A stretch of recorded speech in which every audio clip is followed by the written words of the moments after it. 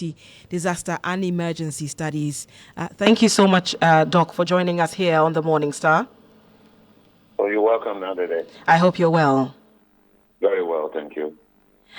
This incident that occurred yesterday that has claimed the lives of 3 individuals and left 40 others injured, some of them in critical condition. Per what eyewitnesses have said, is as a result of a dynamite explosion at the ongoing construction in Kaswa. First of all, from what eyewitnesses say, the explosion happened in the busy part of the day. What usually surrounds the protocols regarding the explosion of such explosives? Actually, not today. I think this is actually negligence on the part of the construction company if they were the one doing the setting the dynamite and explosives.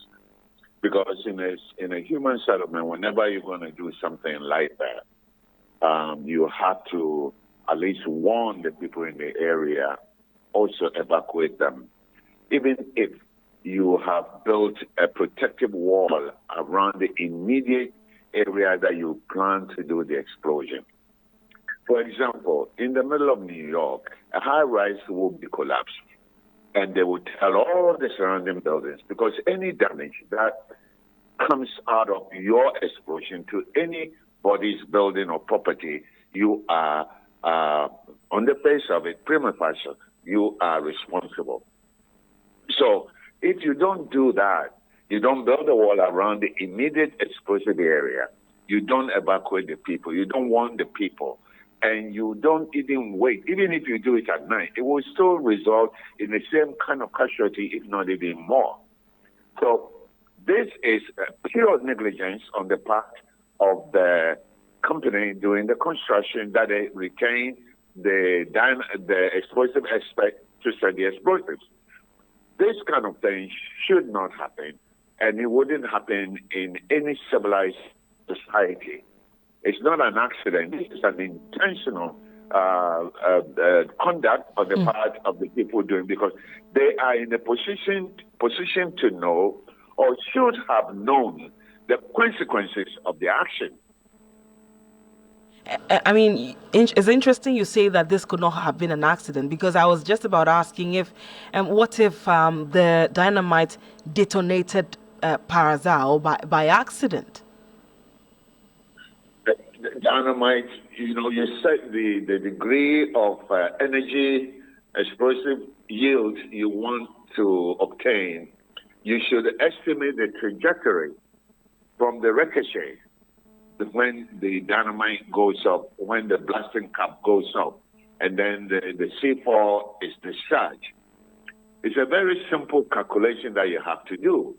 So if you don't do that, and if you really know how to do these kinds of things, they should have known the consequences of it, because every explosive expert or anyone working with explosive knows the yield they intend to create based upon the combination of the dynamite, the C4 they are using.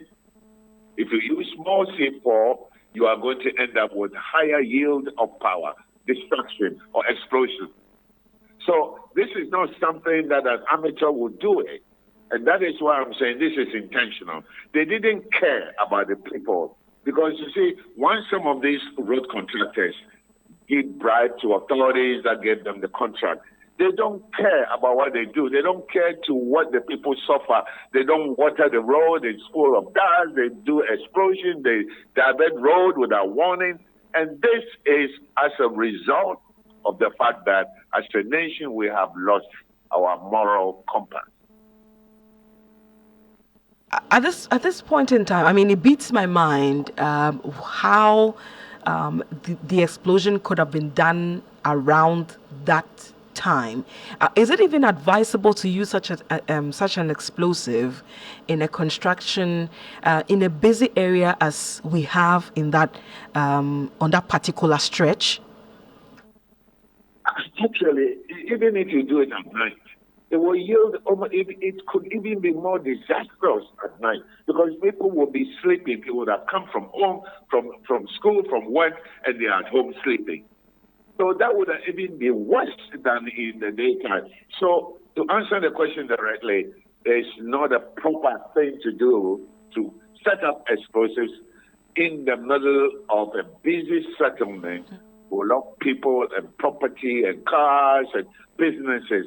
I mean, when you think about it, it is one of those activities that this is a person who has no soul, because you don't do that. You simply don't do that.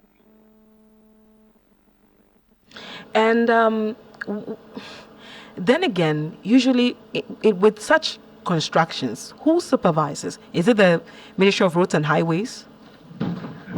I believe that if you're going to do something like this, they should have involved quite a few entities.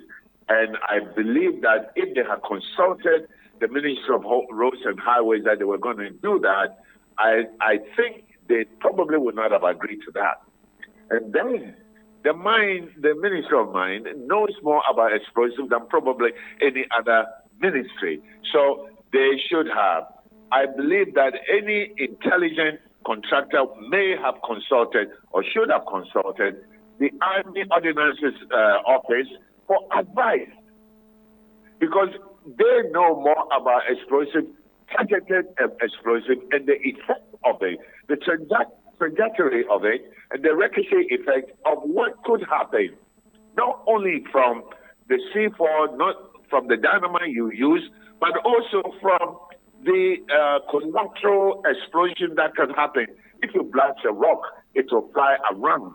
And when it flies around, it will hit a house, it will hit a car, that could set a fire, it will hit a person, it could hit a driver, that will create, multiple chain accidents.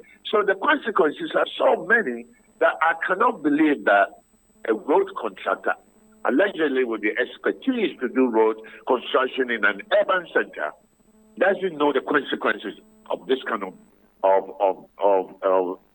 a tool to use in a road construction. It is totally inappropriate to use explosive in the middle of a human settlement. Is that a terrorist attack or what? This is a criminal act, and the people should be jailed immediately. Otherwise, they will fly. They will run away from the country. They should be arrested, and they should be jailed, and the company should be made to pay exceedingly huge amounts of fines. Pain and suffering, actual damage as a tort case to their persons and the properties that they have destroyed. Most of the buildings around the immediate area will not be sound anymore, will not be sound, because the foundation, the understructure may have been weakened. And so they need a structural contractor to go and do all the assessment at the cost of the company. This is not the highway, Department of Highway. This is a contract given to an individual, a company to do, an entity. They are responsible for their actions, not the Ministry of Highway. Now, from what we understand, this is just like a routine blast that they have been experiencing in the area, and that usually they are prompted when the blast is about to happen. But this time around, there was no prompt, and then it just went off. And as a result, we've had 3 people losing their lives and 40 others sustaining various degrees of injuries. Now, you are asking that these people be immediately arrested and also, jailed among others. But in the immediate term, what should also be done beyond the arrest of these individuals, especially to ensure that there is no lingering aftermath as well? The victims in the area, they need psychological counseling, serious one.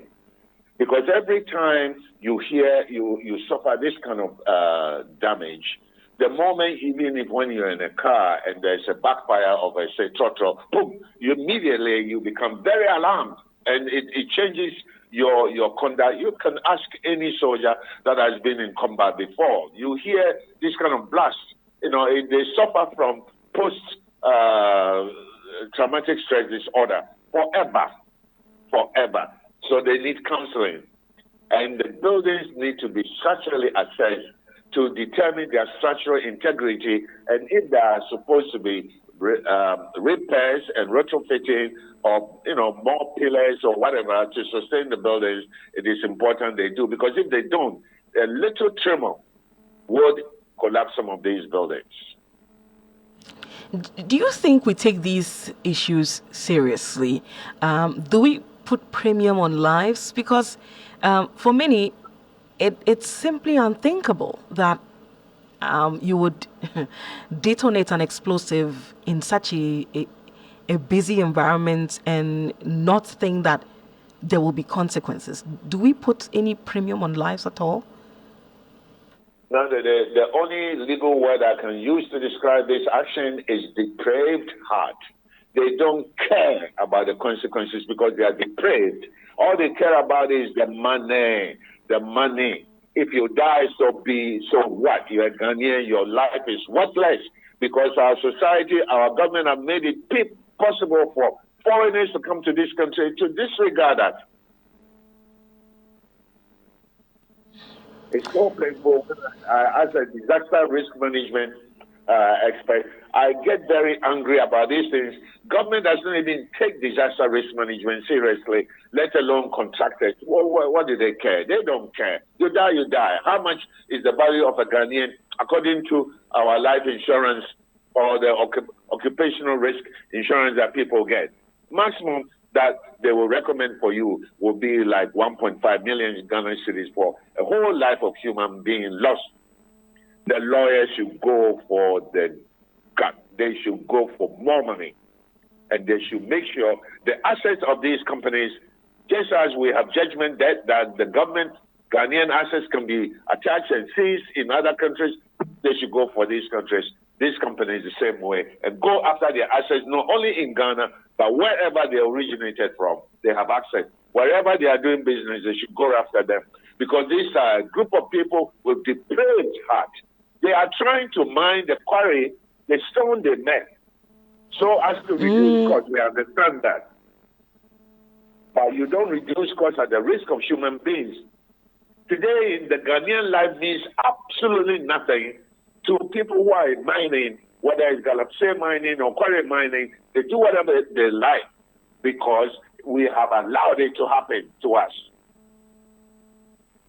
Now, yeah. And what about the fact that we've experienced some of these explosives in years past, and does it seem like there is no significant deterrent consequences? Reason some of these things happen from time to time. Well, that's the whole point of it. They could have used a little amount of the dynamite to do it gradually, but it wouldn't have the resulting effect that it has. If you use more explosive, the yield, it will be more. If you use more dynamite, the explosion will be bigger. So they want to do it maybe once and for all, and without thinking about the residents, the human beings, the vehicles in the area, the businesses, and all of that in the area. It will not stop until we begin to jail, until we begin to punish financially, not just to put them in jail, but financially, because when their pockets hurt, they will begin to be more careful about what they do. But because we need companies like this in Ghana, because we parcel out, lucrative businesses to foreigners because of the bribe they will give us and they will not report us to anyone, it's not going to stop.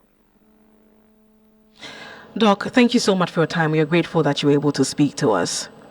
You're welcome, Nancy. Have a good one. You had us engage Dr. Ishmael Norman. He is the president and CEO of the Institute for Security, Disaster and Emergency Studies. This is still the Morning Star here on Star 103.5 FM, and I'm still yet to get over, the weekend incident. And just before you could process everything, before the dust will settle, you have this also on your hand.